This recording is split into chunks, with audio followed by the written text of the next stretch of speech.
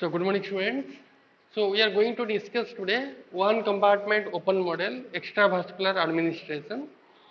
So it is already I told you in extravascular administration two types of kinetics it can follow.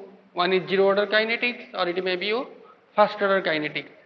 Because sometimes in extravascular routes we are administering the drug in a controlled manner. So in this case it will follow the zero order reaction, and if we are taking a conventional form of the dosage form, then it will follow the first order reaction. So that's why we need to calculate for the both the zero order absorption and first order absorption. But with this, in one compartment open model extravascular administration, you can see this is the for first order absorption we can see here drug, then here it is first order rate constant, then it's your central compartment, body and other body tissues will be there, and finally the drug will be eliminated from the body, that is your elimination rate constant given. So with this you can see the equation here, dx by dt is equal to dx EV means extravascular divided by dt minus dxe divided by dt. So this is a normal rate equation for extravascular routes. But with this, when we are taking a dosage form in oral route or rectal route, then slowly the blood concentration, the drug concentration in plasma will increase, and at one point it will reach the peak plasma concentration. After that, slowly the drug will be eliminated from the body. So that's why we are dividing these phases of absorption, reaching the peak plasma concentration and elimination phase into three phases. So that's why we can write this one is the first phase is absorption phase, then in the middle we can tell it is your peak plasma concentration, in the third point we can tell it is your post absorption phase. So this equation can be modified in different ways in different phases. So let us think, if it is your absorption phase, then the rate of absorption will be more in comparison to rate of elimination. So that's why this is the your rate of absorption. So that's why the rate of absorption will be greater than elimination. So in peak plasma concentration, the rate of absorption is equal to rate of elimination. So that's why the both the things will be equal. So in these cases what will happen? The dx by dt will be 0, because the rate of change of drug concentration in body will be 0 at peak plasma concentration. And if you are taking a post absorption phase, then the absorption phase will be less, because the rate of absorption will be less as comparison to elimination. So it will be smaller than this elimination phases. So that's why we can calculate in different ways for different types of phases. Now let us discuss about what will happen in normal rate equation. So first of all, if we differentiate this equation, we will get dx by dt is equal to ka into xa minus ke into x. K means absorption rate constant, ke means elimination rate constant. Now after integration of this equation, we will get x is equal to kf x0 divided by k minus ke into exponential of minus ket minus exponential of minus kat. So it is in this f is means fraction of drug absorbed systemically. F means fraction of drug absorbed systemically. One new term we have placed here, f. So that is your fraction of drug absorbed systemically.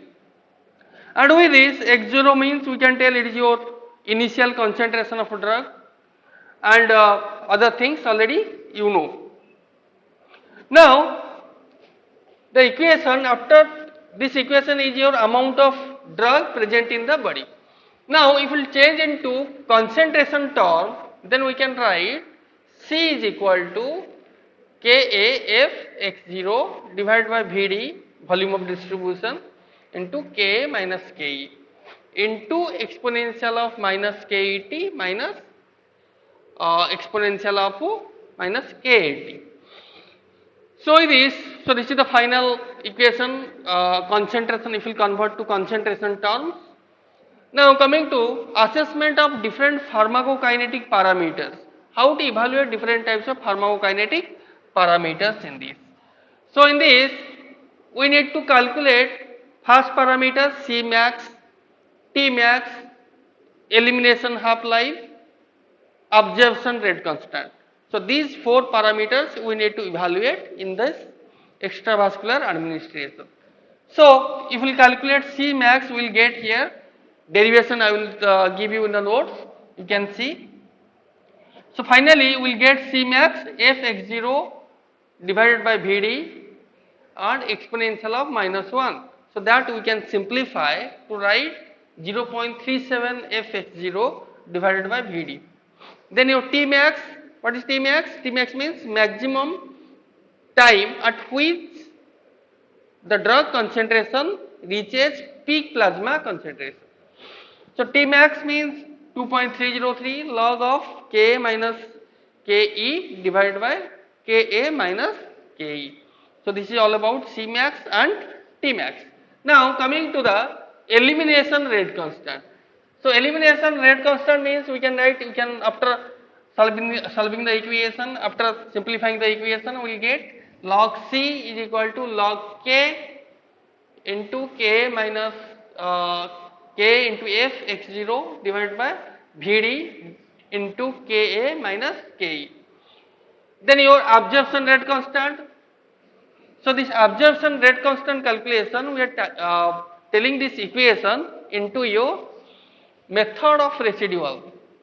The technique we are using is known as your method of residual, and also this technique is called as feathering, pilling and stripping technique. So you remember, this is very important. Sometimes the question is coming, short type question. What is feathering, pilling and stripping technique?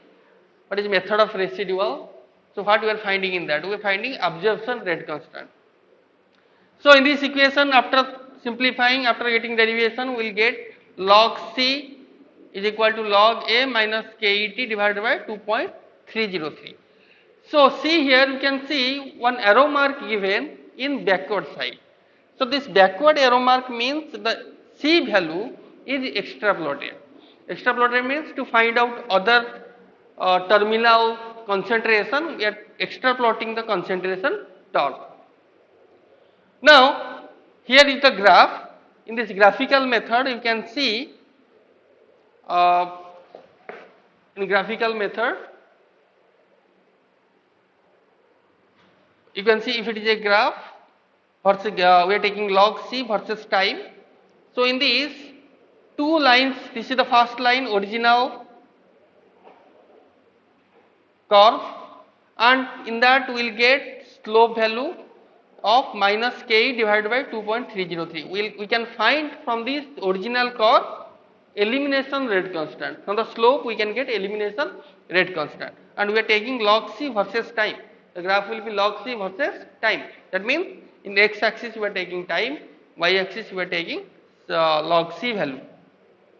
And with this, if we extrapolate, see this is the curve, but if we extrapolate this one, this will touch the y axis, this will touch the y axis.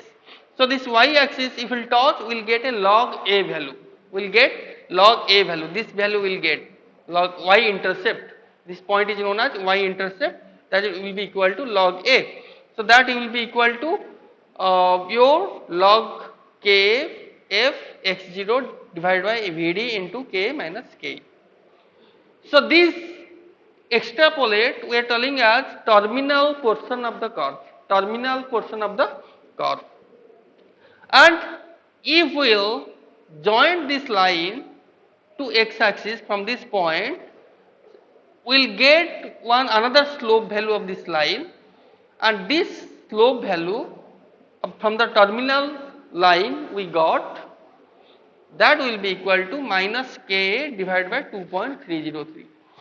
So you can see from this curve, original curve, we are getting elimination rate constant, and from this terminal curve we are getting absorption rate constant.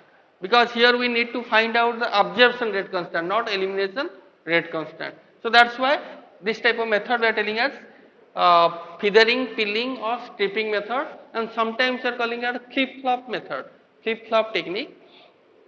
So this is all about your calculation of one compartment open model extravascular administration. In the next class we will discuss about two compartment open models.